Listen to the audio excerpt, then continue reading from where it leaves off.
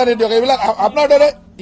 ইমান তলৰ শ্ৰেণী মানুহৰ লগত কথা নাপাতো আপোনালোকৰ মালিকে কেতিয়াবা ইন্টেনশনালি কংগ্ৰেছ আৰু প্ৰতিদিন গোষ্ঠীটোৰ মিলন আৰু তেওঁলোকে আমাৰ এগেইনষ্টত কৰি থকা ৰাইজ আপোনালোকৰ মাজলৈ আগবঢ়াই দিছো সেইটো ভিডিঅ' যিটো ভিডিঅ'ত মন্ত্ৰী জয়ন্ত মল্ল বৰুৱাই নিজৰ চাফাই দিবলৈ গৈ সংবাদ কৰ্মীসকলক তলৰ শ্ৰেণীৰ মানুহ বুলি কৈছে আৰু লগতে কেনেধৰণে ব্যৱহাৰ কৰিছিল সংবাদ কৰ্মীসকলক সেই সম্পূৰ্ণ ভিডিঅ'টো যিটো সংবাদমেলৰ যিটো সম্পূৰ্ণ ভিডিঅ' সেই ভিডিঅ'টো মই আপোনালোকৰ মাজলৈ আগবঢ়াই দিছো শ্ৰদ্ধাৰ সংবাদসেৱীসকল সকলোলৈকে মই ধন্যবাদ জ্ঞাপন কৰিছো যে আপোনালোক সকলে আজিৰ এই প্ৰেছ মিটখনলৈ নিমন্ত্ৰণ ক্ৰমে আহিছে মই কেইটামান বিশেষ কথা ক'বৰ কাৰণে আপোনালোকক সন্মুখলৈ আহিছো আপোনালোকে জানে যে যোৱা কেইদিনমান ধৰি বিভিন্ন মাধ্যমৰ জৰিয়তে মোৰ সম্পৰ্কে বা মোৰ পত্নী সম্পৰ্কে বিভিন্ন ধৰণৰ বাতৰি প্ৰকাশ হৈ থকা হৈছে বিশেষভাৱে এটা সংবাদ গোষ্ঠী মই নামে কৈ দিছো যে প্ৰতিদিন সংবাদ গোষ্ঠীটোৱে যোৱা কেইটামান দিন ধৰি সম্পূৰ্ণ ইচ্ছাকৃতভাৱে আৰু এটা ৰাজনৈতিক ব্যৱস্থাৰ মাজেৰে গৈ তেওঁলোকে মোৰ বিৰুদ্ধে কিছু অসত্য বাতৰি প্ৰকাশ কৰি আছে আৰু এইটো কথাও স্পষ্ট যে যিবিলাক বাতৰি তেওঁলোকে জানে যে সেইটো নহয় তথাপিতো ইন্টেনশনালি এই কামটো কৰি আছে আৰু তেখেতসকলে তাৰ লগে লগে কংগ্ৰেছ দলটোকো ব্যৱহাৰ কৰিছে বাতৰিটো হোৱাৰ লগে লগে তাৰ লগে লগে কংগ্ৰেছেও তাৰ লগত একেলগে কামখিনি কৰি থাকে কৰবাত বিপক্ষে ধৰ্ণা দিয়া আন্দোলন কৰা অমুক কৰা মানুহ কিছুমান ওলাই তেনেকুৱা ধৰণৰ এটা পৰিৱেশ মানে কমপ্লিটলি এটা বিৰোধী দল কংগ্ৰেছ দলৰ প্ৰৰোচনাত গোটেই প্ৰতিদিন সংবাদ গোষ্ঠীটোৱে কৰি আছে আৰু মই এই সম্পৰ্কে তেখেতসকলক কেইদিনমান আগত যেতিয়া এই কথাখিনি সুধিছিল মই কৈছিলো যে যদি সাহস আছে আপোনালোকে আন কাৰ্ড বজাব মই কৈ দিওঁ কিন্তু তেখেতসকলৰ সিমানটো সাহস নহল যে আন কাৰ্ডখিনি বজাবৰ কাৰণে আগৰখিনি বজাই দিলে যিখিনি তেওঁলোকৰ কথা ক'লো সেইখিনি বজাবলৈ সাহস নহল গতিকে মই আজি আশা ৰাখিম যে তেওঁলোকে আজিৰ কথাখিনি কমসে কম ৰাইজক বজাই দিব যে ৰাইজে যাতে জানে কি কথা আচলতেনো কি মানুহ এজনৰ বিপক্ষে কথা কোৱাৰ আগতে তাৰ সত্যতাটো জানিব লাগে প্ৰথম কথা হল যে আজি দুদিনমান ধৰি প্ৰতিদিন সংবাদ গোষ্ঠীতে এটা বাতৰি প্ৰকাশ কৰি আছে যে কোনবা এজন আৰটিআই এক্টিভিষ্টৰ অকমান কথা দেখায় আৰু তাৰ পিছৰখিনি নেদেখায় অকমান কথা দেখায় তেওঁ কয় যে গৰুখুটিলৈকে আনা 90 জনী গিৰ গাই অন্তৰ্ধান হল আৰু এই অন্তৰ্ধান হৈছে ৰঙিয়া ষ্টেচনৰ পৰা আৰু ৰঙিয়া ষ্টেচনৰ ওচৰত মোৰ পত্নীৰ মালিকাধীন ফাৰ্মখন আছে গতিকে তেওঁলোকে মোটামুটি মানে মই মোৰ ফাৰ্মলৈকে গৰুখিনি গৈছে এনেকুৱা এটা মিনিং কৰি কয় কিন্তু ডাইৰেক্টলিও নকয় কাৰণ লিগেল কথা আছে কেছ লাগিব পাৰে আইনী কথা আহিব পাৰে সেইকাৰণে ডাইৰেক্টলি নকয় কয় যে ৰঙিয়াত অন্তৰ্ধান হৈছে আৰু ৰঙিয়াৰ ওচৰতে মোৰ পত্নীৰ মালিকাধীন ফাৰ্মখন আছে গতিকে তেওঁলোকৰ মিনিংটো মই বুজি আছো তেওঁলোকে কি কথা ৰাইজক আচলতে মোৰ বিপক্ষে ক'ব খুজিছে তেখেতসকলৰ জ্ঞাতাৰ্থে মই জনাই থওঁ যে তেখেতসকলৰ চেনেলতে এই কথাখিনি আগতে কৈ থৈ গৈছে কাৰণ আগতে তেওঁলোকে যেতিয়া এই কথাটো লৈ বিধানসভাত অখিল গগৈ ডাঙৰীয়াই প্ৰশ্ন কৰিছিল পদ্ম হাজৰিকাই তাৰ উত্তৰ দি থৈছে আৰু সেই উত্তৰৰ পিছদিনাখন হেতু মোষ্ট প্ৰবেবলি ফেব্ৰুৱাৰী 21 তাৰিখ হ'ব 2024 ফেব্ৰুৱাৰী 21 তাৰিখ হ'ব 22 তাৰিখে পদ্ম হাজৰিকাৰ এটা টক শ্ব' লৈ লৈছে তেওঁলোকে অভিমত অনুষ্ঠানত পদ্ম হাজৰিকাই কৈ থৈ গৈছে তাৰ পিছত আকৌ সেই বাতৰিটো কিয় এনেকৈ ইচ্ছাকৃতভাৱে বজাইছে তাতে আপোনালোকে বুজে যে তেওঁলোকৰ ইন্টেনশনটো কি মই আপোনালোকৰ হাতত এখন কাগজ দিছো এই কাগজখনত স্পষ্টভাৱে লিখা আছে যে এই 90 জনী গিৰ গাই কাক দিয়া হৈছিল আৰু কোনে কোনে লৈছিলে নিও 90 জনী গিৰ গাই ইয়াত আপোনালোকৰ 9 জন মানুহৰ নাম লিখা আছে আপোনালোকে সকলোৱে পাইছে এইখন আৰু এই 90 জনী গিৰ গাই কোনো ফ্ৰী লোৱা নাই সকলোৱে কিনি লৈছে গৰুখুটি প্ৰকল্পলৈকে 300 গিৰ গাই আহিছিল এই 300 গিৰ গাই 90 জনী গিৰ গাই তেওঁলোকৰ সিদ্ধান্ত মৰ্মে কাৰণ সেই সময়ত তেওঁলোকৰ ইমান গৰু ৰাখিব পৰা গোহালি প্ৰস্তুত হোৱা নাছিল সেইকাৰণে কোনোবাই যদি নিব বিচাৰে উচিত মূল্য দি পেলাই নিব পাৰে বুলি তেওঁলোকে কৈছিল আৰু সেই সময়ত মোৰ ফাৰ্মলৈকেও এই তাত লিখা আছে JMB একুৱা এগ্ৰো প্ৰাইভেট লিমিটেড এটো মোৰ পত্নীৰ মালিকাধীন ফাৰ্ম এই ফাৰ্মখনৰ নামত 20 জনী গাই গৰু আমি কিনি লৈছিলো আৰু তাৰ কাৰণে 13,20,000 টকা পেমেন্ট কৰিছিল আৰু পেমেন্ট কৰা যিখন বেংকৰ ৰচিদ সেইখনো আপোনালোকক বেকফালে দি দিছো বেংকৰ জৰিয়তে পেমেন্ট কৰিছো গৰুখুটি প্ৰকল্পত এই NDDB জৰিয়তে গৰুখিনি আহিছিল আৰু এই বেংকত 13,20,000 টকা পেমেন্ট কৰা ৰচিদখনো মই দি দিছো আৰু সকলোৱে তেনেকে পেমেন্ট কৰিছে আৰু টোটেল এই 90 জনী গীৰ গাইৰ লগত যিসকলৰ নাম আছে আপোনালোকে ইয়াতে চাওক যে এজন Neeraj Bora Babul Nath MLA Kamalpur MLA Gohpur MLA Jonai MP Mangaldai vice chairman GMDA এই সকলে কোনে কেইটা গাই লৈছিলে দুটা 10টা এনেকে পুৰা 90 জনী গাই কোনে কোনে লৈছিলে আৰু সকলে কিমান পইচা দিছে সেইটো লিখা আছে কোনো গাই ফ্ৰী লোৱা নাই কোনো গৰু ফ্ৰী লোৱা নাই সকলোৱে গৰুসমূহ উচিত মূল্য দি আৰু এইটো এই কাৰণে কৰিছিল যে তেওঁলোকৰ গোহালিটো প্ৰস্তুত হোৱা নাছিল তেওঁলোকৰ ইমান গৰু 300 গৰু ৰাখিব পৰা গোহালি নাছিলে তেতিয়া এটা সিদ্ধান্ত ললে কোনোবাই যদি গৰুখিনি নিব খুজে নিব পাৰে গতে আমি তেতিয়া মোৰ ফাৰ্মৰ কাৰণে মোৰ পত্নীৰ মালিকাধীনৰ ফাৰ্মৰ কাৰণে 13,20,000 টকা দি 20 জনী গাই কিনি লৈ গৈছিল এতিয়া এই ঘটনাটোকে তেওঁলোকে এনেকে এটা বজব আৰম্ভ কৰিলে যেন অন্তৰ্ধান হল মোৰ ফাৰ্মলৈ গুচি গল মোৰ ফাৰ্মত মানে ডাঙৰ কেলেংকাৰী হল এনেকুৱা ইন্টেনশনাল কথাবিলাক কব নাপায় তেখেতসকলৰ টকশতে এই কথাটো তথ্য সহকাৰে কৈ দিছে আজিৰ পৰা 2024 চনৰ 22 ফেব্ৰুৱাৰীত তেওঁলোকে এইটো বজাই গৈছে আৰু তেওঁলোকে উত্তৰ দি গৈছে তেওঁলোকে কৈছে যে এইকেইটা গাই অমুক দিয়া হৈছে তাৰ পিছত এই 2025 চনত আৰু কি ইন্টেনশনালি বজাইছে কি উদ্দেশ্য আৰু কংগ্ৰেছ দলৰ লগত তেওঁলোকৰ কি হনাপিটিকা কি উদ্দেশ্যৰে বজালে এইটো তেওঁলোকে প্ৰচাৰ কৰক যে কি উদ্দেশ্যৰে বজাইছে গতিকে মই স্পষ্টতাৰে কৈ দিছো যে এই 90 জনী গীৰ গাই সকলোৱে কিনি লৈছিল আৰু ময়ো তাৰ ভিতৰৰ মোৰ ফাৰ্মখনো তাৰ ভিতৰৰ এখন মোৰ কোম্পানী মোৰ পত্নীৰ মালিকাধীন ফাৰ্মখনে গাই 13,20,000 টকাত কিনিছিল গতিকে এইটো স্পষ্ট কথা ইয়াত আৰু কি বিতৰ্ক কৰিব লাগে ইয়াত কি ক্ৰাইম কৰিলো মই বা মোৰ পত্নীয়ে কি ক্ৰাইম দ্বিতীয়তে আজি কেইটামান দিন ধৰি তেওঁলোকে নিউজ বজালে যে মোৰ পত্নীয়ে ৰাজসাহায্য ললে 50 লাখ টকা ৰাজসাহায্য ললে এতিয়া আপোনালোকক সেই কাগজখনো দি দিছো এই কাগজ দুখন আপোনালোকে চাই লওক তাত এই ৰাজসাহায্যৰ কাৰণে যিটো আপোনাৰ নিবিদা সেই নিবিদাৰ বা মানে নিবিদা বুলি ঠিক নহয় মানে এইটো কব এক্সপ্ৰেছন অফ ইন্টাৰেষ্ট ইউআই খন ট্ৰিবিউনতে ওলাইছিল আৰু ট্ৰিবিউনত তেওঁলোকে এই এডভাৰটাইজমেন্টটো দিছিল যে এনেকে তেওঁলোকে ৰাজসাহায্য দিব গভৰ্ণমেণ্টে তাত লিখা আছে কিহৰ কাৰণে দিব assistance to entrepreneur for establish of commercial dairy farm এইটো 2022-23 বৰ্ষৰ কাৰণে 20টা ইউনিট দিবৰ কাৰণে তলত লিখা আছে ইউনিটৰ নাম্বাৰো লিখা আছে ফিজিক্যাল টাৰ্গেট ডিউৰিং 22-23 20টা ইউনিট 20টা ইউনিট দিবৰ কাৰণে তেওঁলোকে এডভাৰটাইজ কৰিছিল আসাম ট্ৰিবিউন কাকতত প্ৰথমবাৰ এডভাৰটাইজ কৰোতে তাৰ এপ্লিকেশন অত্যন্ত অকমান আহিলে কেইখনমান আহিলে তেওঁলোকে আকৌ কেনসেল কৰি তাত লিখিও দিছে ইয়াতে যদি চাই ইয়াতে লিখা আছে লিখি দিছে যে it is for the general notice that due to non-receipt of sufficient number of applicants for the expression of interest, for the bankable scheme for assistance of entrepreneur of establishment of the commercial dairy farm during year, by demand number hereby stand cancel. তাৰমানে এবাৰ তেওঁলোকে advertise দি কোনো মানুহে আবেদন কম কৰিলে নকৰিলে তাৰপিছত আকৌ এবাৰ আবেদন কৰিছে 20টা ইউনিটৰ কাৰণে আৰু ইয়াত স্পষ্টভাৱে লিখা আছে যে ইয়াত কেনেকে ডায়েৰী ফাৰ্মৰ লোন পায় এটো লোন গ্ৰেন্ড মিন্স লোন এটো ইয়াত লিখিছে যে loan from commercial bank 40% 40% bank loan বেংকৰ পৰা লোন লব লাগিব বেনিফিচিয়াৰী কন্ট্ৰিবিউশন 30% 30% বেনিফিচিয়াৰী ইনভেস্ট কৰিব লাগিব and assistance from government including training কষ্ট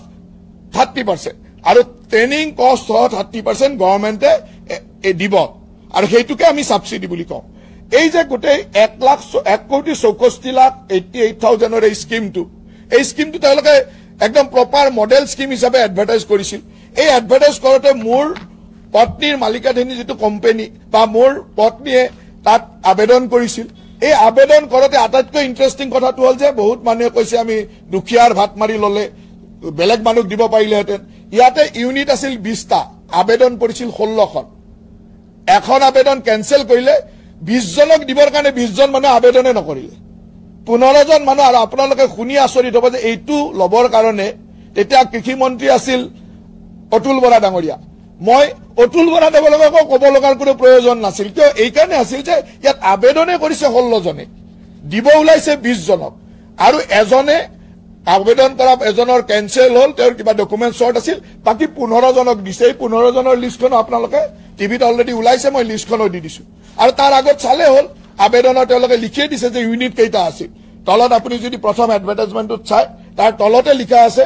যে ফিজিক্যাল টাৰ্গেট ডিউৰিং 22-23 20 ইউনিট তাৰমানে 20 জন মানুহক দিবৰ কাৰণে এই এডভাৰটাইজটো কৰিছিল এই এডভাৰটাইজটোত 16 জন মানুহে আবেদন কৰিছিল এজনৰ আবেদন কিবা কাৰণত তেওঁৰ ডকুমেন্টস আগে নাছিল কেনসেল হল 15 জনক দিলে ইয়াতে কোনোবাই আবেদন কৰিলে জুনে আবেদন কৰিছে তেৱে পালে হেতে আৰু মোৰ পত্নীয়ে যেহেতু ডায়েৰী ফাৰ্ম আৰু ইয়াতে ডায়েৰী ফাৰ্ম কৰিবৰ কাৰণে এক্সিস্টিং ডায়েৰী ফাৰ্ম থাকিব লাগিব এই ডায়েৰী ফাৰ্মখন আপগ্ৰেড কৰিবৰ কাৰণে তেওঁলোকে লোন দিব আৰু লোন লবৰ কাৰণে বেংকে আপোনাক লোন দিব লাগিব বেংকে লোন দিলে তেওঁলোকে বেংকলৈকে সাবসিডিটো পঠাই দিব সাবসিডি পইচাটো বেংকলৈকে পঠাই দিব মানে ইয়াত কোড ভুল কৰিলে মই এই কথাটো বুজি নাপালো আৰু এইটো কোনো দুখীয়া মানুহৰ যে কোনোবাই পাবলগীয়া বঞ্চিত কৰি তেওঁ পাইছে তেতিয়াও কলোহেঁতেন যে ইয়াত আবেদন কৰিলে আৰু 5 জনে পালেহেঁতেন আবেদনে নাহিলে মানে এনেকুৱা এটা বাতৰি তেওঁলোকে জানে এই গোটেই কাগজখিনি তেওঁলোকৰ ওচৰত আছে এই কাগজখিনি তেওঁলোকৰ আছে এইখন বজাইছে মানে তাৰ আগৰখনো আছে এইখনটো পেপাৰত তেওঁলোকে দেখুৱাইছে মোৰ পত্নীৰ নাম থকাটো দেখুৱাইছে গতে এইখনো আছে আগত 20টা যে ইউনিট আছিল 20টা ইউনিটৰ যে 15টাই দিব পাৰিলে এই কথাটো তেওঁলোকে জানে কিন্তু মানুহজনৰ ইন্টেনশনটো এনেকুৱা যে তেওঁলোকে ইন্টেনশনালি মোৰ ভাৱমূৰ্তি নষ্ট কৰিবৰ কাৰণে কাম কৰি আছে মই তেওঁলোকক এই কথাখিনি হিদনাখন খুব সুন্দৰকে বুজাই দিলো যে এই আসল কথাটো এইটো এনেকে ৰাজসাহায্য লৈছে এইটো নিয়ম আৰু ইয়াত কোনো দুখীয়া মানুহক মানে বঞ্চিত কৰি কোনো প্ৰাপ্য মানুহক বঞ্চিত কৰি লোৱা নাই আনকি প্ৰাপ্য মানুহে নোলালে যে কোনোবা আবেদন কৰা প্ৰাপ্য মানুহ নোলাল তাৰ পিছত সেইকাৰণে মই কৈছিলো যে যিবিলাক মানুহে এইবিলাক কথালৈ খুব খুচৰি থাকে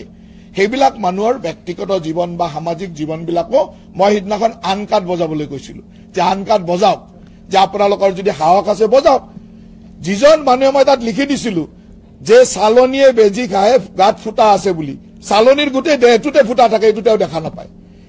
সেই সংবাদ গোষ্ঠী প্ৰতিদিন সংবাদ গোষ্ঠীটোৰ গোটেই দেহটোতে ফুটা আছে মালিকৰ পৰা চিফ এডিটৰৰ পৰা তেওঁলোকৰ মানে এই যিখন এংকৰ ওলাই তেওঁৰ পৰা সকলোৰে দেহত ফুটা আছে ইমানেই ফুটা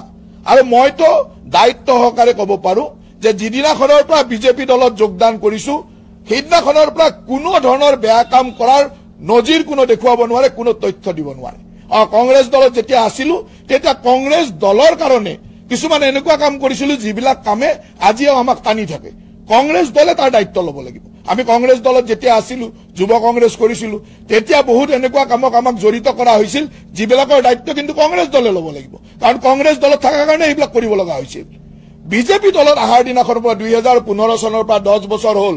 গৌৰৱেৰে ক'ব পাৰো যে কোনো ধৰণৰ বেয়া কামত কোনো ধৰণৰ অনৈতিক কামত কোনো ধৰণৰ বেয়া ব্যৱস্থাৰ মাজত সমাজক হানি কৰা কাম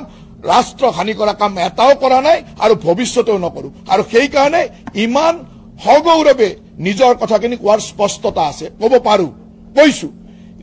যিটো সংবাদ গোষ্ঠী প্ৰতিদিনে এই ধৰণৰ নিউজ বনাইছে তেওঁলোকক মই ক'ব খুজিছো আজিও কম যে তেখেতসকলৰ ৱেবছাইটত তেখেতসকলৰ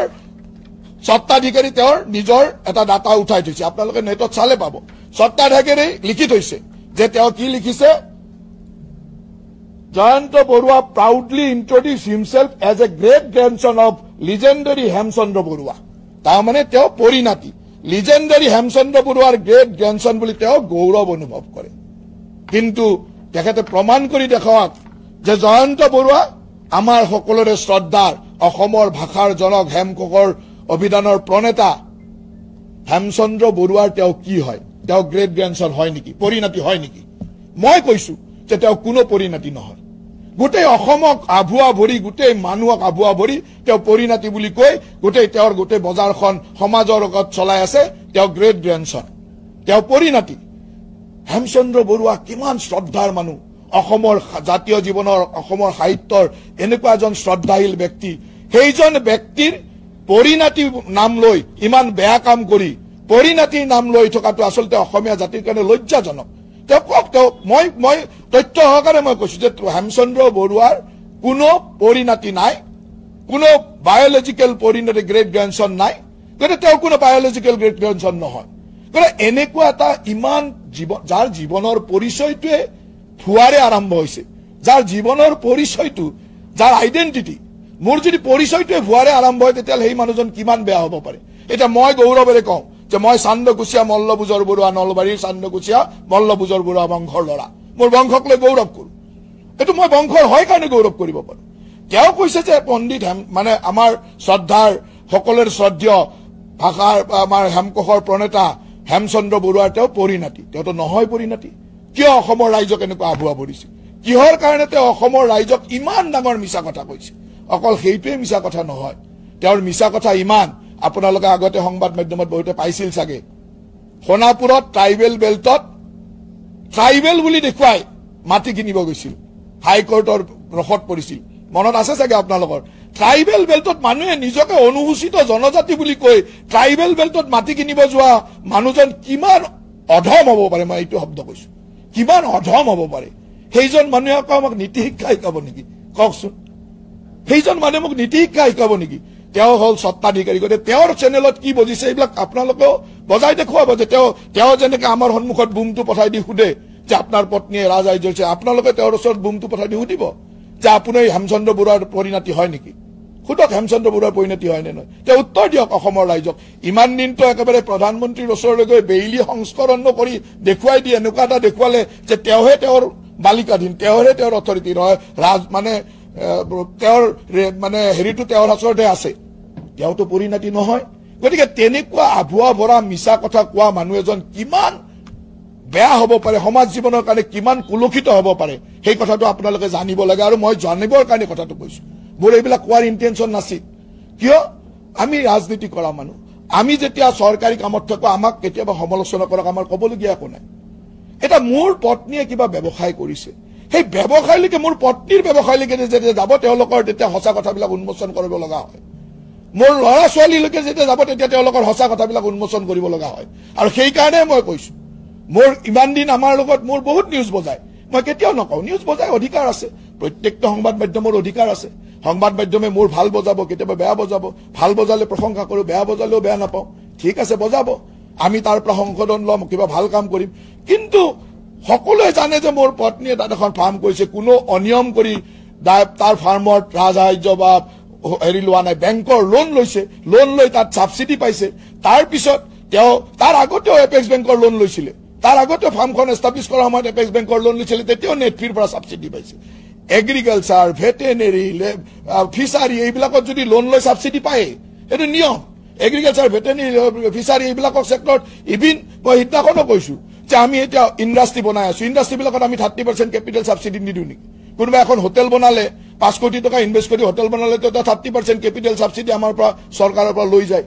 GST ৰিবেট পায়। তো যি ইণ্ডাষ্ট্ৰী আমি প্ৰমোট কৰিব খোজো সেই ইণ্ডাষ্ট্ৰীত চৰকাৰে এনেকুৱা ছাবচিডি দিয়ে, ই সকলোৱে পাব, ই প্ৰতিদিনৰ মালিকে বিচাৰিলেও পাব, আৰু মালিকেও তেনেকুৱা চাগে 2-এটা লোৱা ওলাব, মোৰ ওচৰত তথ্য অহা নাই, তেওঁলোকে পাব, চবে বিচাৰি পায়। অলপ কেইদিনমান আগতে এনেকুৱা ছাবচিডি বিচাৰি আপোনালোকৰ সংবাদ সেৱাৰ 2-এজন মালিকে আবেদনো কৰিছে, মই জানো। গতিকে সকলোৱে পাব, এইটো কোনো অন্যায় নহয়। গতিকে এনেকুৱা ধৰণৰ ন্যায়সংগত কাম এটা কৰাৰ পিছতো আৰু অলৰেডি এছেম্বলিত ওলাই গৈছে, এছেম্বলিত তথ্যই আহিছে যে এই 90জনী গীৰ গাই কাক দিছিলে, কিমান পইচাত দিছিলে, সেই তথ্য এছেম্বলিত পদ্ম হাজৰিকাই দি দিছে। এটা নিউজটো বজাবলৈ যে ঠিক আছে তথ্য নাই, গৰুখুটিৰ প্ৰকল্পৰ অধ্যক্ষ পদ্ম হাজৰিকা আছে, তেওঁকতো চিনি পায়, তেওঁ সুধিলে তেওঁ তথ্যটো দি দিয়ে। তাৰমানে ইণ্টেনশ্যনেলি আমাৰ ইমেজটো নষ্ট কৰিবৰ কাৰণে তেওঁলোকে কাম কৰে। গতিকে এনেকুৱা ইণ্টেনশ্যনেলি নষ্ট কৰিলে তেওঁলোকৰ সমাজত যিটো প্ৰতিষ্ঠা তাকোতো নষ্ট কৰিব লাগিব নে নাই? গতিকে আপোনালোকে এইটো বজাব যে তেওঁ হেমচন্দ্ৰ বৰুৱাৰ একো নহয়, কাৰণ তেওঁৰ প্ৰতিষ্ঠাটো হেমচন্দ্ৰ বৰুৱাৰ পৰিণাতি বুলি তেওঁ অসমত প্ৰতিষ্ঠা কৰিব বিচাৰিছে। মই হেমচন্দ্ৰ বৰুৱা মানে এটা পণ্ডিত, এটা ইমান ডাঙৰ পৰিয়ালৰ পৰা ইমান জ্ঞানী মানুহৰ মই পৰিণাতি বুলি প্ৰতিষ্ঠা কৰে, তেওঁ আচলতে একো নহয়। গতিকে সেইটো আপোনালোকে বজাব লাগিব। তেওঁৰ প্ৰতিষ্ঠাটো আমাৰ প্ৰতিষ্ঠা যেনেকে নষ্ট কৰিব খোজে, তেওঁলোকৰ প্ৰতিষ্ঠাও নষ্ট আপোনালোকে কৰাৰ দায়িত্ব। কিয় দায়িত্ব? যে আমাৰ প্ৰতিষ্ঠা নষ্ট যোনে কৰিব, আমি কোনো বেয়া কাম কৰা নাই। মই দায়িত্ব সহকাৰে কৈছো 2015 চনত বিজেপিত যোগদান কৰাৰ পৰা কোনো ধৰণৰ বেয়া কাম, কোনো ধৰণৰ অসামাজিক কাম, কোনো ধৰণৰ ৰাষ্ট্ৰক বেয়া কৰিব পৰা কোনো কাম কৰা নাই, এইটো দায়িত্ব সহকাৰে কৈছো। কোনোবাই যদি প্ৰমাণ দিব পাৰে তেতিয়া মই কম যে এইটো আপুনি বেয়া কাম কৰিছে, আজিলৈকে কৰা নাই। গতিকে আমি সততাৰে ক'ব পাৰো, কিন্তু তেওঁলোকে সেই সততাৰে ক'ব নোৱাৰে। মই ক'লোৱে যে নামৰ যাৰ পৰিচয় গণ্ডগোল, জনজাতি বুলি নিজৰ মাটি কিনিব যায় ট্ৰাইবেল বেল্টত, সেই মানুহৰ কি হেৰি আছে? এটা যিজন তাৰ মুখ্য সংবাদক তেওঁলোকে বহুত নিউজ বজাই থাকে অজস্ৰ গ্ৰাহস্থ হিংসাৰ নিউজ বজায় সৰু ঘটনা এটা হলে এনেকে বজায় যে পৰিয়ালটোই মুখ ওলাব নোৱাৰা হৈ যায় সেইজন মানুহৰ পত্নীক তেওঁ কি কৰে সেইজন মানুহৰ কন্যাক তেওঁ কি কৰে কন্যাই আহি নিজৰ ষ্টুডিঅ'ৰ ভিতৰত মুখত থু মাৰি থৈ যায় সেইবিলাক ঘটনাটো আপোনালোকে জানে সংবাদ মাধ্যমৰ সব মানুহে জানে সেই মানুহে এটা চুট্টাই লগাই সুন্দৰভাৱে বিৰাট ভাল ভাল ভদ্ৰলোকৰ দৰে কথা কোৱাৰ নৈতিক অধিকাৰ আছে নেকি আছে জানো নৈতিক অধিকাৰ নিজে প্ৰথম হট হ'ব লাগিব হযৰত মোহাম্মদে যেনেকে চেনি খাবলৈ নিজে বন্ধ কৰি মিঠাই খাবলৈ বন্ধ হৈ মিঠাই খাব হাক দিছিল তেনেকে নিজক প্ৰথম হট কৰি লোৱা তাৰ পিছত বেলেগৰ কথা কবা এনেকুৱা ধৰণৰ নৈতিক স্খলন হোৱা কিহৰ কাৰণে হৈছে এইটো আপোনালোকে জানে তেওঁলোকে যেনেকে বেলেগৰ গ্ৰাহস্থ হিংসা বজাই থাকে তেওঁলোকৰ মুখ্য সম্পাদকজনৰ গ্ৰাহস্থ হিংসাৰ ওপৰত এটা টকশ্ব পাতক যদি সাহস আছে হেমচন্দ্ৰ বৰুৱাৰ নাতিয়েক নহয় বুলি এটা টকশ্ব পাতক যিজনে এইকেইদিন খুব চিঞৰ বাখৰ কৰি আছে আপোনালোকৰ বহুতৰ মাজত এইটো ধৰণৰ 2 বছৰ 1.5 বছৰ আগৰ এটা ভিডিঅ' আছে যিজনে চিঞৰ বাখৰ কৰি আছে ক'ত ধৰা পৰিছিল গুৱাহাটীত এই ভিডিঅ'টো আপোনালোকৰ তাত আছে বহুতৰে আছে মই কোৱা নাই সেই ভিডিঅ'টো লাগিলে কেতিয়াবা দি দিম যিজনে এইকেইদিন টিভিত বিৰাট আৰু তেওঁ সেই মুখ্য সম্পাদকজনৰ খুলখালিয়া নিজৰ বায়েকক এনেকুৱা কৰাৰ পিছতো যদি কাবৰ মানৱতা নাথাকে কোনো ধৰণৰ মানৱতা নথকা মানুহ হয় যে নিজৰ বায়েকক অত্যাচাৰ কৰিলে যদি তেওঁ সহ্য কৰিব পাৰে সেইজন মানুহৰ ক'ত মানৱতা আছে কক মই আজি এই কাৰণে কৈছো যে এইবিলাক কথা সমাজে জানিব লাগে আমাক যেনেকে নগ্ন কৰিবৰ কাৰণে বেয়া দেখুৱাবৰ কাৰণে চেষ্টা কৰে যে আমি নোহোৱা কথাটো আমি নোহোৱাটো বেয়া দেখাবলৈ চেষ্টা কৰে সেইবিলাক হোৱা মানুহৰ কথা কৈছো যে তেওঁ হেমচন্দ্ৰ বৰুৱাৰ নাতিয়েক পৰিণাতি নহয় মুখ্য সম্পাদকজনৰ পত্নীৰ অত্যাচাৰ মানসিক অত্যাচাৰ অত্যাচাৰ অইনৰ লগত সম্পৰ্ক এইবিলাক সকলোৱে জনা কথা তাৰ উদাহৰণ আপোনালোকেও জানে যিজন খুলখালিয়াকে তাত চাকৰি কৰে এইকেইদিন বিৰাট তেওঁ টকশ্বত এক্টিভ হৈ আছে তেওঁৰ এটা ভিডিঅ' আপোনালোকৰ হাততে আছে তেওঁ নিজৰ বায়েককো এনেকুৱা কৰাৰ পিছত তেওঁ এনেকে যে সহ্য কৰিব পাৰে সেই ধৰণৰ মানসিকতাটো মই দেখা নাই এতিয়া তেওঁলোকে কেলেংকাৰীৰ কথা কয় বহুত কেলেংকাৰী অমুক তমুক আপোনালোকে ৰেজিষ্টাৰ অফ কোম্পানীৰ ৱেবছাইটটো চাই ল'ব এটা মই মাত্ৰ কোম্পানীৰ নাম কওঁ এই কোম্পানীৰ নাম হ'ল news and media private limited কোম্পানীৰ ৱেবছাইটত চাই ল'ব ইয়াৰ মালিক কোন আজিৰ তাৰিখৰ প্ৰতিদিন গোষ্ঠীৰ যিজন নেকি MD managing director Smitakshi Goswami আৰু লগত কোন আছে সুদীপ্ত সেন কব লাগিব নেকি সুদীপ্ত সেন কোন মইতো কোৱাৰ প্ৰয়োজন নাই সুদীপ্ত সেনৰ লগত কোম্পানী খোলা কোনোবা মানুহে যদি কয় নৈতিকতাৰ কথা কেলেংকাৰীৰ বিৰুদ্ধে কথা কয় তাৰ কিবা ভ্যালু আছে নেকি মই মাত্ৰ 3-4জন মানুহৰ কথা কলো মালিকৰ কথা কলো মেনেজিং ডাইৰেক্টৰৰ কথা কলো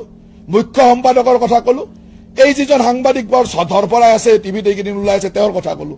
গোটেই গোষ্ঠীটোৰ কথা ওলাই পৰিলে এটা আপোনালোক জীৱকলে সেই গোষ্ঠীটোত কাম কৰে এবাৰ গৈ মালিকৰ সন্মুখত বুমটো লৈ পেলাই সুধিব মুখ্য সম্পাদকজনক বুমটো লৈ পেলাই সুধিব যে আপোনালোকৰ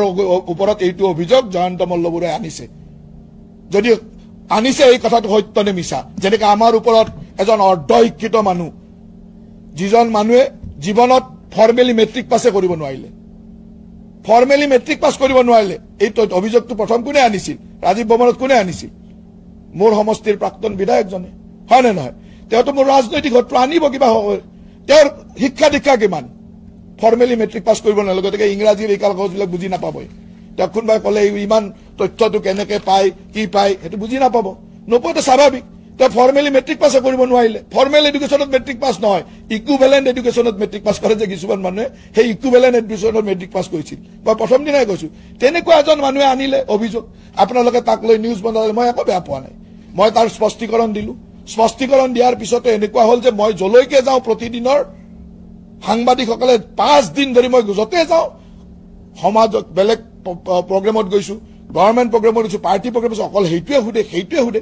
4 দিনত 40-50টা নিউজ বজাইছে তেতিয়াতো মানুহৰ এটা ধৈৰ্য থাকিব নহয় উত্তৰটো দিব লাগিব আৰু মই এই কাৰণে উত্তৰ দিছো যে যিজন মানুহে পৰিচয়টো গণ্ডগোল কৰি কৈছে নিজৰ পৰিচয় হেমচন্দ্ৰ বৰুৱাৰ লগত জড়িত কৰিছে যেটো তেওঁ নহয়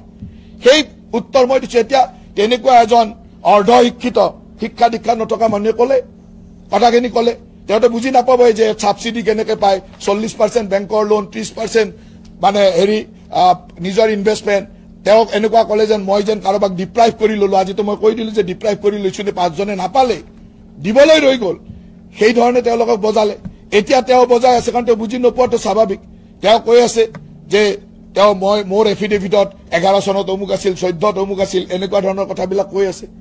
আছে নে নাই গতিকে মোৰ 11ৰ এফিডেভিটখন চালে হ'ল 14ৰ এফিডেভিটখন কাল চালে হ'ল মোৰ পত্নীৰ নামত মালিকাধীন যেটো কোম্পানী আছে তাত JM Aqua agro private JMB Aqua agro private লিমিটেডৰ আপোনালোকে নেটতে মাৰি চাব মোৰ পত্নীয়ে কেতিয়া সেই কোম্পানীটোৰ ডাইৰেক্টৰ হৈছিল সেই কোম্পানীটো ফাৰ্মখনৰ ডাইৰেক্টৰ হোৱাৰ সময়ত মই এমএলএ আছিলো নে নাই চালে হ'ল মই মন্ত্ৰী আছিলো নে নাই চালে হ'ল মই এমএলএ মন্ত্ৰী নাথাকা সময়ত তাত ডাইৰেক্টৰ হৈছে সেই ডাইৰেক্টৰ হোৱাৰ কাৰণে তেওঁ যেটো শেয়াৰ ইকুইটি দিব লাগে তেওঁৰ একাউণ্টৰ পৰা তেওঁৰ ষ্টেটমেন্টৰ পৰা চালে হ'ল তেওঁ সেই শেয়াৰ ইকুইটি কিনিছে নে নাই ডাইৰেক্টৰ হৈছে নে নাই ডাইৰেক্টৰ হিচাপে কাম কৰিছে নাই কোনো ইলিগেল কাম কৰা নাই গতিকে ইলিগেল কাম কৰা নাই যদি ভয় কৰিব লগা কি আছে সেই ধৰণত কাৰণ তেওঁলোকে বুজি নাপায় তেওঁলোকে দুটা ষ্টেটমেন্ট ওলাই লৈ চিঞৰি আছে ইমান হ'ল অমুক হ'ল এনেকুৱা হ'ল তেওঁ এনেকৈ কৰিছে তেনেকৈ কৰিছে আৰু কেতিয়াবা আমাৰ মানুহবিলাকৰ নিউজ বজাইছে গতিকে মোৰ কৰজোৰে এটাই অনুৰোধ যে আপোনালোকে প্ৰকৃত সত্যটো দেখাওক মোক ব্যৱহাৰ কৰিব নালাগে মই যদি কৰবাত ভুল আছো মোৰ ভুলটো দেখাওক আৰু মোৰ ব্যক্তিগতভাৱে মোৰ এজ এ মন্ত্ৰী এজন দলৰ সদস্য হিচাপে কৰবাত যদি মই কিবা সামাজিক ভুল কাম কৰিছো তাক লৈ নিউজ বজাওক মোৰ কোনো ক'বলগীয়া নাই কিন্তু আমাৰ পৰিয়ালবিলাকৰ নিউজবিলাক যদি এনেকে বজায় তেতিয়ালে পৰিয়ালবিলাকৰ মনতো অশান্তি হয় সেইকাৰণে সেই মানুহবিলাকৰ মনতো অশান্তি দিবৰ কাৰণে এই কথাবিলাক ক'ব লগা হয় মই এইকেইদিন ব্যক্তিগত জীৱনত মই কৈছো যে মোৰ পত্নীয়ে মোক এইকেইদিন যিকেইটা কথা কৈছে মই ভাবো যে কোনো পত্নীৰ মনত এনেকুৱা ধৰণৰ দুখ নিদিয়ক কাৰণ মোৰ কন্যা এগৰাকী CBSEৰ পৰা 98% পাৰ্চেন্টেজ লৈ তেওঁলোকৰ ৰাজনীতিৰ লগত কোনো লেনদেন নাই মুম্বাইৰ এখন ভাল ইনষ্টিটিউটত সেন্ট জেভিয়াৰ্ছত পঢ়ি এবাৰ গ্ৰেজুৱেচন কৰিছে তাই বিদেশলৈ এতিয়া এণ্টাৰপ্ৰিনাৰশ্বিপ পঢ়িব যাব মোক কালি ফোন কৰি কৈছে যে দেউতা ভৱিষ্যতে আহি আৰু অসমত কাম নকৰো দিয়া কলিতো আমাৰো কথা এনেকৈ বজাব মোৰ যিজনী ছোৱালী এণ্টাৰপ্ৰিনাৰশ্বিপ পঢ়িব যাব ওলাইছে তাই এণ্টাৰপ্ৰিনাৰশ্বিপ পঢ়ি আহিটো কিবা কৰিব নহয় তেওঁ মোক কৈছে কালি দেউতা মই ঘূৰি আহি অসমত কাম নকৰো দিয়া কিয় নকৰো যে অসমত মই আহি কাম কৰিলেতো মোক এনেকৈ বজাব নহয় টিভিত গতিকে মোক কোনো চিনি নোপোৱা জেগাত ক'ৰবাত কাম কৰিম কিমান দুখ লগা কথা এই কথাবিলাক মানুহে বুজিব লাগে আমিও একজন মানুহ আমি পিতৃ আমিও কাৰোবাৰ পিতৃ কাৰোবাৰ পতি গতিকে আমাৰো এটা জীৱন আছে এই ধৰণৰ মানসিক যন্ত্ৰণা সেই ধৰণৰ পৰিয়ালবিলাকক দিব নালাগে স্পষ্ট কথাটো হ'ল যে মই মোৰ কন্যাৰ উদাহৰণ দি কৈছো তাৰ মানে আমাৰ নতুন জেনেৰেশ্যনে যদি এনেকুৱা ধৰণৰ মোৰ কন্যা নতুন জেনেৰেশ্যন তাই ডিগ্ৰী পাছ কৰি ওলাইছে বিদেশলৈ পঢ়িব যাব ওলাইছে এণ্টাৰপ্ৰিনাৰশ্বিপ এনেকুৱা ভাল কোৰ্ছ এখনত বেপছনৰ দৰে ইউনিভাৰ্চিটিত আজি ইউএছৰ এখন বেপছনৰ দৰে ইউনিভাৰ্চিটিত তাই চিট পাইছে তাই পঢ়ি আহি মোক ক'ব কৈছে যে মই পঢ়ি আহি অসমত কাম নকৰো দিয়া তাতকে দুখ লগা কথা হ'ব পাৰে তাতকে ডাঙৰ মানে মনত দুখ লগা কথা হ'ব পাৰে নেকি গতিকে মই আপোনালোকক এইখিনি আজি যিখন প্ৰেছ মিট মই কোনো মন্ত্ৰী হিচাপে প্ৰেছ মিট দিয়া নাই মই বিজেপি দলৰ নেতা হিচাপে দিয়া নাই মই এজন নাৰীৰ পতি হিচাপে নাৰীৰ স্বামী হিচাপে মই দুজন সন্তানৰ পিতৃ হিচাপে এই কথাটো কৈছো অন্তত আপোনালোকে সত্যতা মই বেয়া কাম কৰিছো মোৰ বেয়া কথা বজাওক মই বেয়া কাম কৰিছো মোৰ ডিপাৰ্টমেন্টৰ কিবা হৈছে বজাওক মোৰ ক'বলগীয়া একো নাই কিন্তু এনেকে অনাহকতে কিছুমান বস্তু যিবিলাক বস্তুৱে আমাৰ সামাজিক জীৱনত ক্ষতি কৰে আমাৰ পৰিয়ালৰ জীৱনত ক্ষতি কৰে এই কামবিলাক কৰা উচিত নহয় আৰু সেই কামবিলাকে এই জয়ন্ত বৰুৱাৰ দৰে মানুহবিলাকে কৰি আহিছে তেওঁলোকে মানুহৰ ঘৰ ভাঙি প্ৰসাদ সাজিছে অসম আন্দোলনৰ পৰা আলফা আন্দোলনলৈকে কিমান মানুহক মাৰি কিমান জনৰ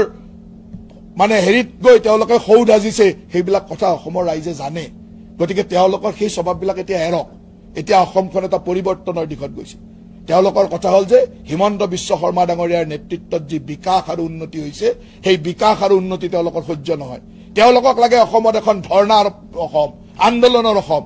এনি টাইম গণ্ডগোল থাকক হত্যা হিংসা চলি থাকক কাৰণ হত্যা হিংসা ধৰ্ণা আন্দোলন তেওঁলোকৰ ব্যৱসায় হত্যা হিংসা ধৰ্ণা আন্দোলন তেওঁলোকৰ ব্যৱসায় গৰুৰ ব্যৱসায় গৰুৰ ফাৰ্ম তেওঁলোকৰ ব্যৱসায় নহয় তেওঁলোকৰ কাৰণে এইটো কি কাৰাপচন কেলেংকাৰী গৰুৰ ব্যৱসায় ফাৰ্ম এগ্ৰিকালচাৰ এইবিলাক তেওঁলোকৰ ব্যৱসায় নহয় তেওঁলোকৰ কাৰণে কি হত্যা হিংসা আন্দোলন চলি থাকিবলৈ তেওঁলোকৰ ব্যৱসায় চলি থাকিব ৰমৰমীয়া ব্যৱসায় চলি থাকিব তেওঁলোকৰ ব্যৱসায়টো চলা নাই আজিৰ তাৰিখত অসমৰ মানুহে গৰুৰ ফাৰ্ম কৰিছে অসমৰ মানুহে সেমিকণ্ডাক্টৰ ইণ্ডাষ্ট্ৰী বহাইছে অসমৰ মানুহে দোকান কৰিছে অসমৰ মানুহে এগ্ৰিকালচাৰ কৰিছে গতিকে এই কামবিলাক তেওঁলোকৰ কাৰণে ব্যৱসায় নহয় এইবিলাক কেলেংকাৰী এইবিলাক হল গণ্ডগোল, তেওঁলোকৰ কেলেংকাৰী দেখা পায়, এইবিলাক ভাল কাম তেওঁলোকে দেখা নাপায়। সেইকাৰণে মোৰ আপোনালোকলৈ এটা বিনম্ৰ অনুৰোধ, আপোনালোকৰ মাজত অজস্ৰ সৎ মানুহ আছে, 90% সৎ মানুহ, অসমখনক ভাল পোৱা মানুহ, 2-4টা বেয়া মানুহ থাকে, কিন্তু আপোনালোকেতো অসমখনক ভাল পায়, অসমৰ ভাল বিচাৰে। অসমখনক ভাল পোৱা হিচাপে ভাল কামক প্ৰশংসা কৰক আৰু সেইবিলাক মানুহৰ মুখা খুলি দিয়ক যিবিলাকে আজি অসমত আন্দোলন, হত্যা, হিংসা, তেওঁলোকৰ দোকান এখন চলাব বিচাৰে। সেই দোকানখন চলিব নিদিব। হিমন্ত বিশ্ব শৰ্মা ডাঙৰীয়াৰ নেতৃত্বত খুব সুন্দৰভাৱে এখন অসমৰ বিকশিত যাত্ৰা আৰম্ভ হৈছে। এই যাত্ৰাত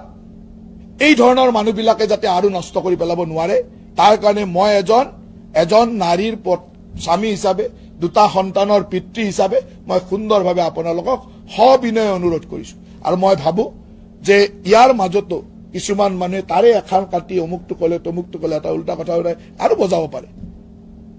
আছে, যিবিলাকে ইয়াক আকৌ কণ্টিনিউ কৰিব, তাৰ এটা কাটি ইফালে কৰি অমুক কৰি তমুক কৰি। আৰু সেইকাৰণে সিদিনাখনো মই কৈছিলো যে মোৰ ফেচবুকত আনকাট লাইভ কৰি থ, মই বজাই দিম। মই ধন্যবাদ দিছো, বহুত কেইটা চেনেলে আনকাটটো বজাই দিলে।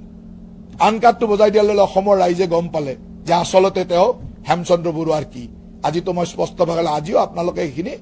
আনকাটে বজাই দিব। যোনে যোনে লাইভ কৰিছে তাৰ কাৰণে ধন্যবাদ, কমচে কম অসমৰ ৰাইজে এই কথাটো গম পালে। গতিকে মই সকলোকে ধন্যবাদ দিছো। আৰু আপোনালোকক এটাই অনুৰোধ যে এনেকুৱা ধৰণৰ কিবা বাতৰি যদি আপোনালোকে পায় যে মই কৰবাত ভুল কৰিছো, মোক সুধিলে হ'ল, মই তাৰ উত্তৰ দিবলৈ পাইছো। য'ত ভুল কৰিম তাত মই কৰজোৰে মানি ল'ম। আমি ভগৱান নহয়, কৰবাত ভুল হ'ব পাৰে, মই কৰজোৰে মানি ল'ম। কিন্তু য'ত আমি ভুল কৰা নাই, য'ত বেয়া কাম কৰা নাই, তাক লৈ যদি নিউজ বজাই থাকে, মোৰো অলপ মানসিক কষ্ট হয়, মোৰ পৰিয়ালতো মানসিক কষ্ট হয়। আৰু আমি অনাহকতে আমাৰ যিটো কৰ্মস্পৃহা, ৰাতিপুৱাৰ পৰা দিন ৰাতি কৰি কষ্ট কৰি কাম কৰি এই কৰ্মস্পৃহাত কৰবাত ক্ষতি হয়। গতিকে মোৰ ক'বলগীয়াখিনি এইখিনি। আৰু আপোনালোকে এইকেইদিন যিমান নিউজ বজাই আছিলে সকলো প্ৰশ্নৰে উত্তৰ মই দিছো। মই ভাবো যে ইয়াৰ পিছত আৰু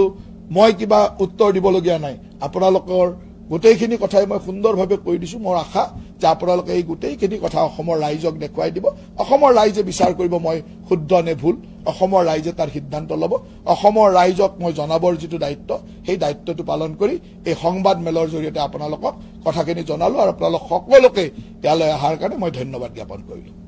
প্ৰতিদিন টাইমৰ পৰা প্ৰশ্ন কেইটামান আছিলে, মোৰ ব্যক্তিগত প্ৰশ্ন নহয়। প্ৰথম প্ৰশ্নটো হৈছে, যিহেতু আপুনি হেমচন্দ্ৰ বৰুৱাৰ বংশধৰৰ কথা কৈছে, প্ৰশ্ন এটা আছিল, হয়তো উত্তৰ পাম বুলি আশা কৰিলো। হেমচন্দ্ৰ বৰুৱাৰ পিতৃ নামটো কি ক'ব পাৰিব নেকি? আপুনি গোটেই হেমচন্দ্ৰ বৰুৱা সম্পৰ্কে বিভিন্ন কথা আছে। আপোনালোকে যেনেকে মই প্ৰশ্ন কৰিলে আপোনালোকে তাত সুধি থাকে নহয়, আপোনালোকক মই এৰি দিলো, আপোনালোকে টিভিত টক শ্ব' কৰি দেখুৱাই দিব হেমচন্দ্ৰ বৰুৱাৰ বাপেক অমুক আছিল। নাই মই কৈছো এতিয়া আপোনালোকে যেনেকে চলে আমিও তেনেকে চলিম। আপোনালোকে যেনেকে মোৰ কথা এটা লৈ পেলাই টক শ্ব' কৰি থাকে কাগজ কেইখনমান লৈ, মই কৈ দিলো। এতিয়া আপোনালোকে টক শ্ব' এটা কৰি বুজাই থাকক যে হেমচন্দ্ৰ বৰুৱাৰ বাপেক অমুক আছিল, পুতেক অমুক, অমুকৰ অমুক, এনেকে বংশধৰ, অমুকৰ অমুক বংশধৰ, তেওঁৰ ল'ৰা আছিল নে ছোৱালী আছিল, তেওঁ বিবাহ কৰাৰ পিছত পত্নী কিমান কম সময়ত ঢুকাইছিল ইত্যাদি চব কথা তাত আছে। এইবিলাক চব অসমৰ তথ্যত আছে। আপুনি ধুনীয়াকে তাত এটা টক শ্ব' পাতি বুজাই দিব, মই কিয় ক'ব লাগে?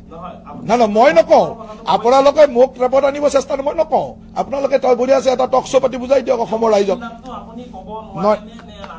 নাই মই জানিলেও নকওঁ, আপোনালোকে জনাব। মই জানো, চব জানো কাৰণে কৈছো।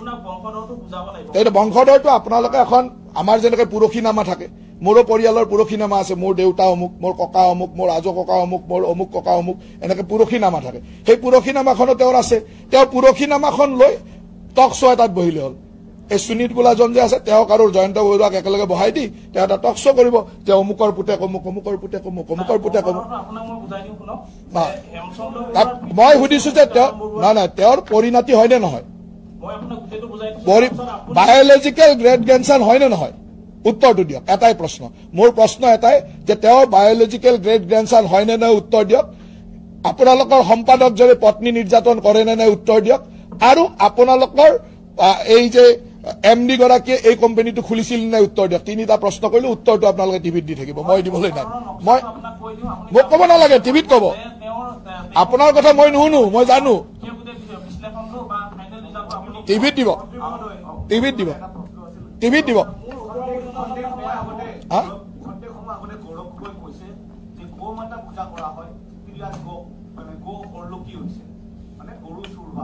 তাৰমানে গৌৰৱ গগৈ আৰু জয়ন্ত বৰুৱা মিলি জুলিয়ে গোটেইটো কৰিছে। তেওঁলোকৰ উদ্দেশ্য হ'ল এইটোক এটা ইছ্যু বনাব লাগে।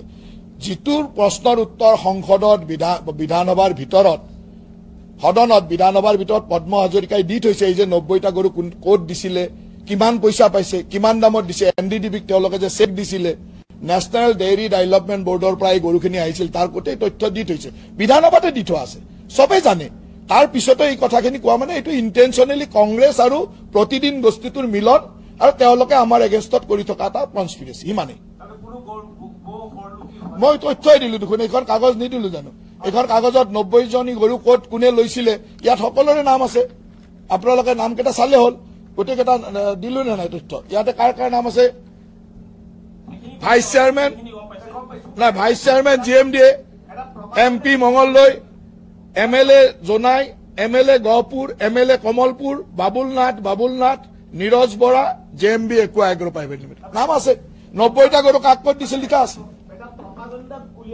এইটো প্ৰপাগাণ্ডাই, এইটো হ'ল কংগ্ৰেছৰ প্ৰপাগাণ্ডা আৰু এই প্ৰপাগাণ্ডাটোত প্ৰতিদিন বস্তুটো জড়িত আছে, সিমানেই। মই আপোনাৰ কথা নুশুনো, আপুনি টিভিত বজি থাককে, আপোনাৰ কথাটো আপোনাৰ টিভিত বজাই প্ৰত্যুত্তৰ দিব। মই কোৱা কথা কেইটা ক'লো, যদি মোৰ কথা কেইটা মিছা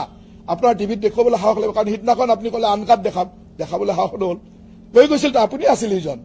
আছিল নে নাই? আপুনি কৈ গৈছিল যে মই আনকাট দেখাবলৈ সাহস হ'ল জানো? দেখাবলৈ যেতিয়া সাহস নহ'ল, এতিয়া আনকাটটো তাতে দেখাওকগৈ, গোটেইটো তাতে দেখাওক। মই আপোনাৰ একো প্ৰশ্নৰ উত্তৰ নিদিওঁ। দ্বিতীয় নহয়, আপোনাৰ প্ৰশ্নৰ উত্তৰ নিদিওঁ। মই 3টা প্ৰশ্ন সুধিছো যে হেমচন্দ্ৰ বৰুৱাৰ তেওঁ গ্ৰেণ্ড গ্ৰেণ্ডছন পৰিণতি হয় নে নহয়? উত্তৰ দিয়া নিদিয়াৰ অধিকাৰটো মোৰ আছে, মই নিদিওঁ। আপোনালোকে টিভিত বজাই ল'ব যে হেমচন্দ্ৰ বৰুৱাৰ পৰহি নাম এখন বজাই দিব, তেওঁ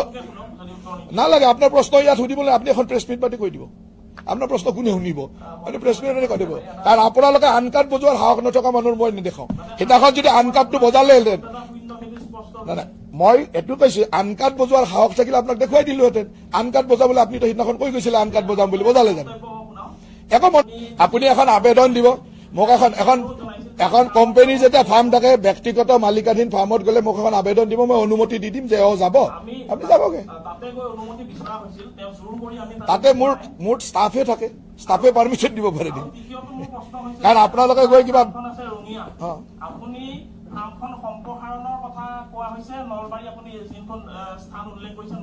এড্ৰেছ মানুহৰ তাতে আপুনিও পঢ়িব নাজানে, তাতে হ'ল মোৰ পত্নী থাকে নলবাৰীৰ ঘৰৰ এড্ৰেছ দিয়া আছে, আপুনি পঢ়িব নাজানে, দিয়ক। এইবিলাক আপোনাৰ দৰে ইমান তলৰ শ্ৰেণীৰ মানুহৰ লগত মই কথা নাপাতো। আপোনালোকৰ মালিকে কেতিয়াবা সুধিব, মই উত্তৰ দিম। মালিকক যিকেইটা প্ৰশ্ন সুধিছো সেইকেইটা উত্তৰ দিলে। ধন্যবাদ সকলোকে, ধন্যবাদ। উত্তৰ আপুনি টকশ্ব' এটা পাতক। দিছিলে যে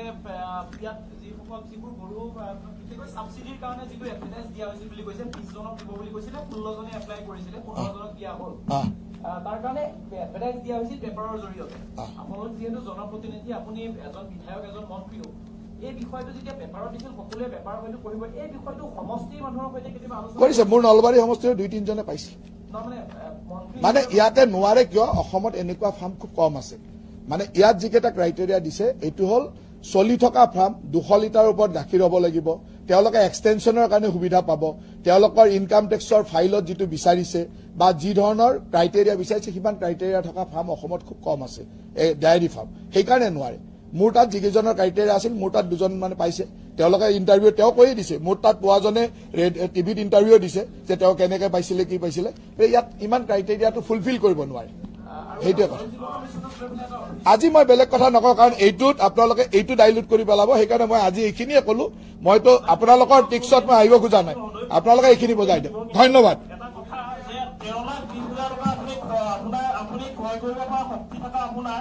জয়ন্ত মল্ল বৰুৱাদেৱে 50 লাখ টকা যিটো ৰাজ সাহায্য, সেইটো আশা কৰাটো বা সেইটো লোৱাটো শুনিবলৈ লাভ লগা হয়নে নহয়?